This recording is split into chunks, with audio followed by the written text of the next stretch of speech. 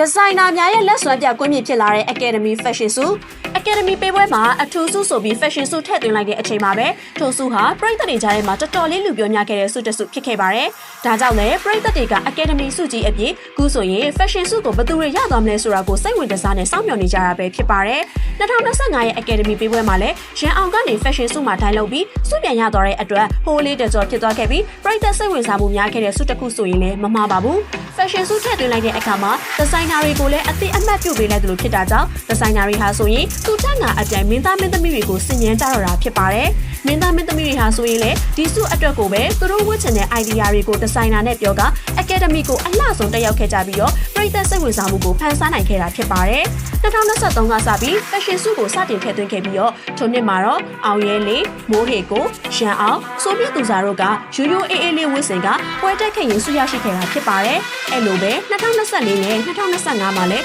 ပွဲတက်ကိုဒီဇိုင်းဆက်ဆက်နဲ့ပွဲတက်ရောက်ခဲ့ကြပေမဲ့မထင်မှတ်ထားတဲ့သူတွေကဆုရရှိသွားတဲ့အတွက်ပရိသတ်တွေကအထူးအံ့ဩနေကြတာပါ။ဒီတဲကမှနန်းစွရဲ့ဒီဆိုနဲ့ရန်အောင်တို့နှစ်ယောက်ကတော့ Fashion Show ကိုနှစ်နှစ်တက်တိုင်ရရှိထားကြတာဖြစ်ပါတယ်။လာမယ့် February 9 ရက်နေ့မှာဆိုရင် Academy ပေးပွဲကြီးစတင်တော့မှာဖြစ်ပါတယ်။ဒီတော့အခု2026ခုနှစ်အတွက် Fashion Show ကိုဘယ်သူတွေရသွားမလဲဆိုတာကတော့စောင့်ကြည့်ရမှာပါပဲ။ပရိသတ်တို့ရောဘယ်သူတွေ Fashion Show ရသွားမယ်လို့ထင်ကြလဲ။ကြည့်ရှုပေးခဲ့တဲ့အတွက်ကျေးဇူးတင်ပါတယ်ရှင်။